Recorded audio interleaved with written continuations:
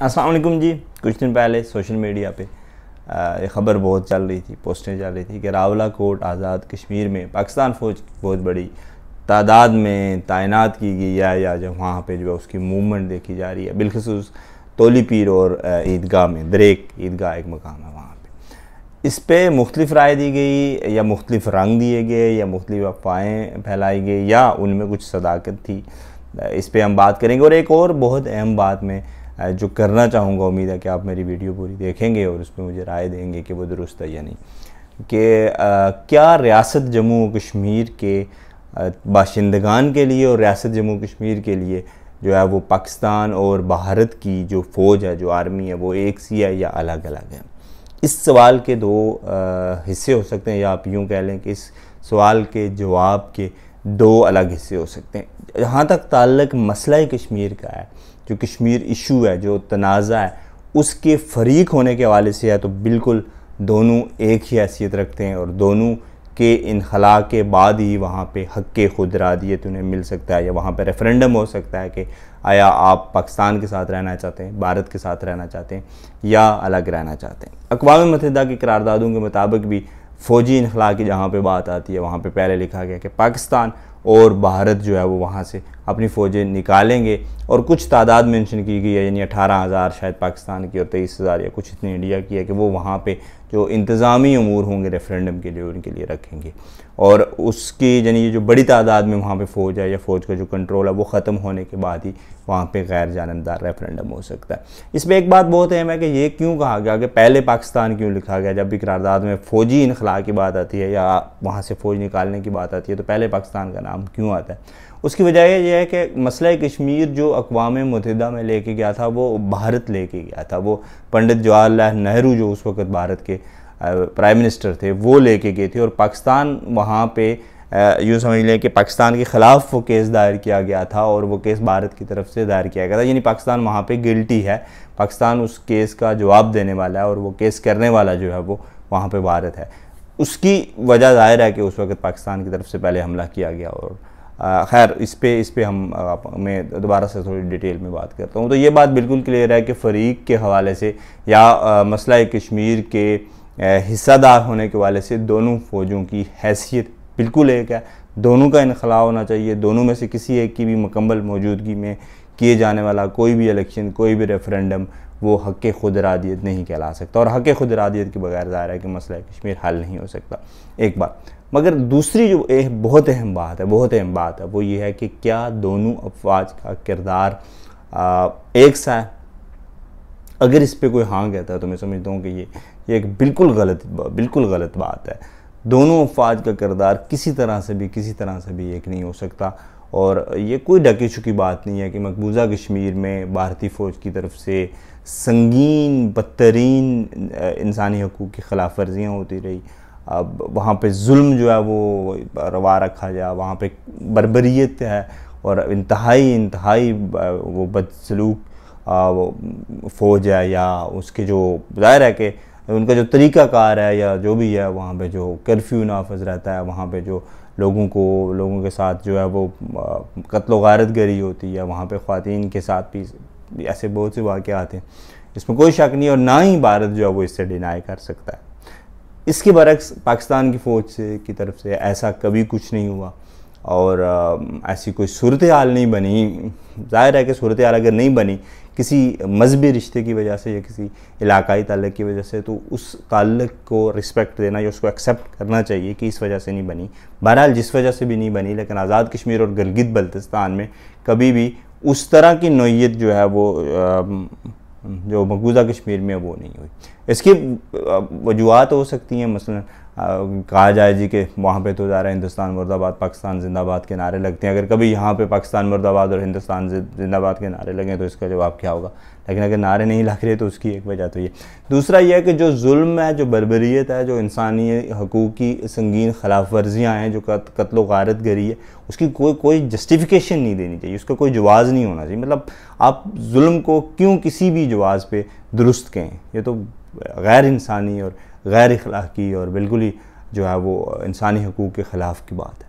तो गो के उसका एक तसलसल है, उस हर दफ़ा में मिसाल के तौर पे जब 1947 में पार्टीशन हुई और मसला कश्मीर अधूरा रह गया, महाराजा ने, इसमें मैं अलग से पूरी वीडियो बनाऊंगा कि महाराजा ने क्या फ़ैसला किया, क्या हुआ, कहाँ नहीं हुआ।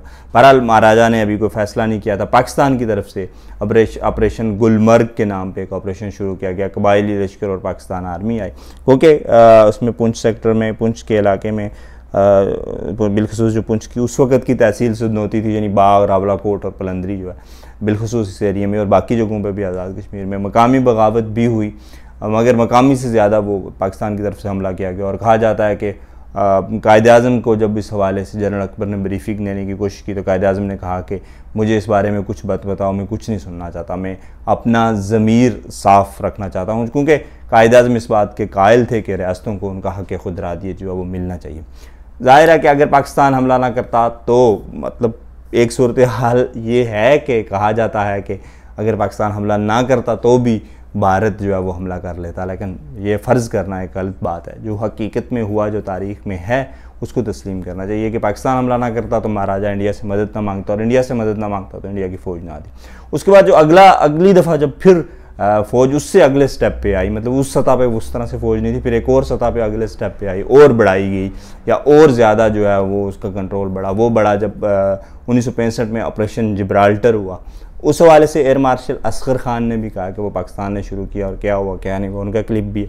और मेरे इसी चैनल पे वीडियो है मेरे वाले साहब की, जो उस वक्त कमांड कर रहे थे राजौरी साइड पे मुजाहिदीन को, और फिर किस तरह से पाकिस्तान आर्मी वापस आ गई, जीती हुई जंग हारी, और उसके बाद ज़ाहिर है इंडिया की तरफ से वहाँ पे एक बहुत ज़्यादा जो है यूँ कि बड़ा खून खराबा हुआ, या लोग बेघर हुए, या बहुत ज़्यादा मसला हुआ।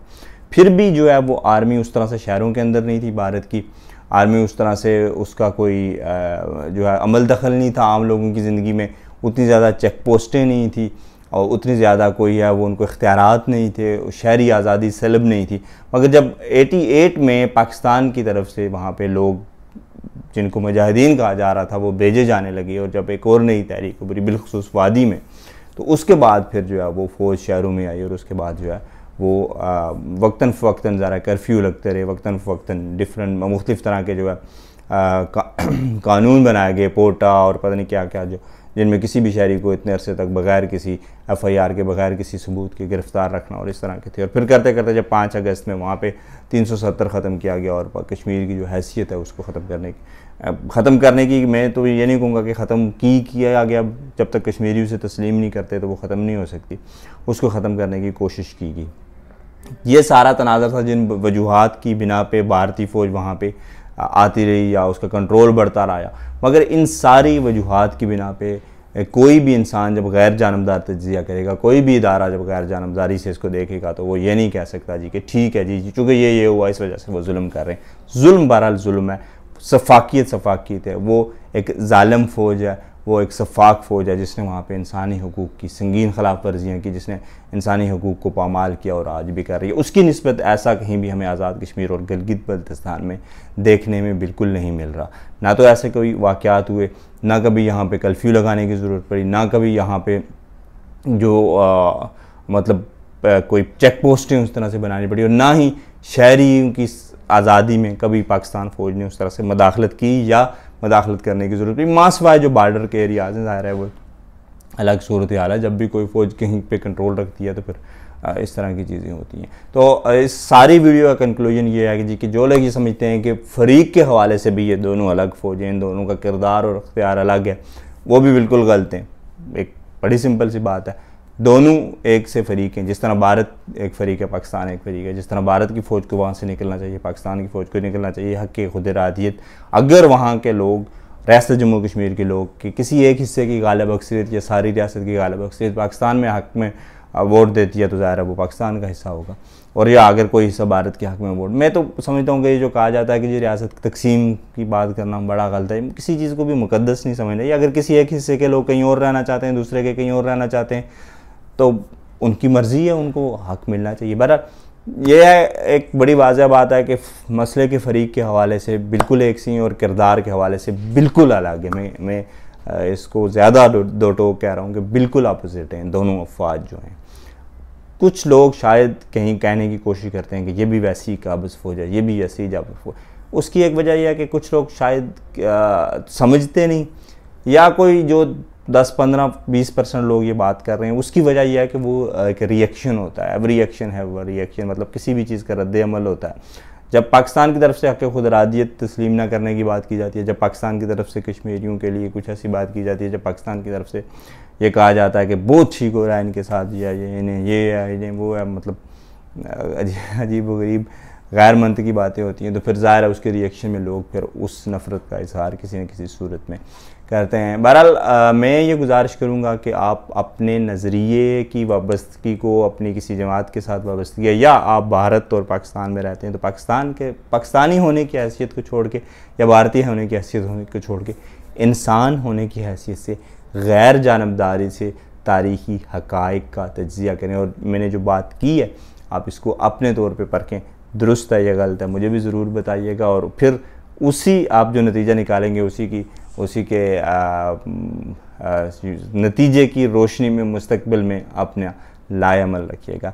बाकी सोशल मीडिया पे ऐसी पोस्टें करने से मेरे ख्याल में हमें गुरेज़ करना चाहिए और सोचना चाहिए कि इसके क्या नताइज होंगे। और ज़ाहिर है कि अरबाब इख्तियार है जिनके पास, या आर्मी वालों को भी अपनी मूवमेंट और उस सारी चीज़ों में मद्देनज़र रखना चाहिए कि इसके क्या नताइज हो सकते हैं।